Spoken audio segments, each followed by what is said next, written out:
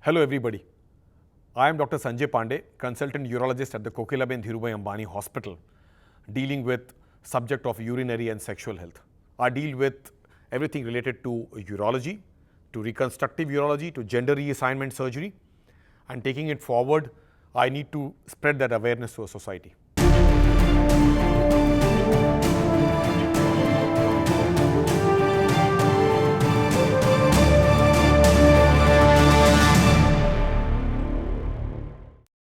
So to start with, improving quality of life of individuals in urology starts with when we are born. We are born with some congenital diseases like hypospadias and epispadias and extrophy, complex diseases where organs are missing, organs are deficient. And they can be treated very well by reconstructive urology. A kidney can be obstructed since birth and can be repaired by a pyeloplasty. So these are all diseases which are, since birth, we are congenital diseases which are in the childhood age group. We move forward and look at those quality of life diseases which human beings neglect, and they commonly are incontinence of urine. Men and women could leak urine for multiple reasons. The commonest reason is overactive bladder. My bladder becomes a master and controls me, and I'm not able to control urine is such an important phenomenon. Incontinence or urine leakage because I can't reach the washroom is a very common phenomena which we need to look at and treat. The phenomena in women where they cough and run and jump and leak urine is called stress incontinence, a very sad phenomena which we probably miss out because women continue to think it's an aging phenomena which cannot be treated. But that's not right.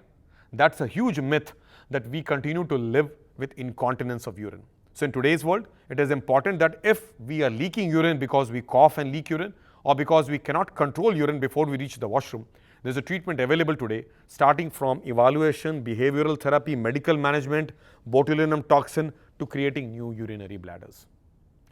Elderly men get up multiple times at night. This is called nocturia. Getting up multiple times at night, not being able to get a sleep is a sad situation. They are waiting to be treated. And at Kokilaben Dhirubhai Ambani Hospital, we have country's first bedwetting and nighttime urination clinic, which is called as Nocturia Enuresis Clinic, where people who are bedwetting, more commonly children and adolescents, and elderly people who continue to be awake whole night because they have to get up and pass urine multiple times, do come and seek help. So that's an awareness drive to the society, and that is the onus we have to probably reach all of you that don't live with urinary leakage, don't live with bedwetting, don't live with quality of life issues around. Men and women have got issues about urinary obstruction which can happen because of age. Men have prostate which enlarge and cause blockage of urine, where urine can gradually slow down and can sometimes get blocked. These individuals need to see doctors in time, and at Kokilaben Dhirubhai Ambani Hospital, all 6 days of working days, we actually look at individuals in 50s to 70s who have got their obstruction to the flow of urine. Prostatism is treatable by medical and surgical treatment provided we see them in time. I am a reconstructive urologist, which means all those organs which become deficient or which are injured or damaged could actually be reconstructed back. We start that with urethral strictures or blockage of urinary passages in men and women. Urethral stricture is a sad disease where the urinary pipe is obstructed and people pass urine with difficulty or passing in drops or sometimes just can't pass urine. This can be repaired by a treatment called urethroplasty. At Kokilaben Dhirubhai Ambani Hospital, we run this gender reassignment surgery workshop clinic where we see patients who are cases of gender dysphoria or transgenders. Patients who deserve to be actually brought out of entrapment by a set of treatments starting from psychiatric evaluation to hormone therapies and taking them forward in a journey of those surgeries which could be a male to female or a female to male change that brings them out a transformation and brings them out of entrapment. So that level of surgeries of reconstruction is for individuals who feel they are entrapped in their body. Quickly coming to something on robotic surgery, where I as a robotic surgeon take benign and cancerous diseases to very high levels. The robot has actually made life for the patients very, very easy because they get repaired very well without any major cuts and without any major injuries. They repair well and they go home much easier, much faster and recover well. When we look at children being born with deficiencies, there are two things which I would like to mention. There are young women who actually are born with deficiencies in the uterus and the vagina, which is called congenital vaginal atresia. A girl who is 12 to 15 years old may actually have menstrual periods which will not come out because the vagina is missing. And this is something which is not a very uncommon phenomena. We at Kokilabhen Hospital over the last 12 years have been looking at that kind of deficiencies where a congenital deficiency and a needy patient gets reconstructed. There was this 8 years old child who had no urinary bladder since he was born. That means he was a congenital extrophy patient with a bladder open.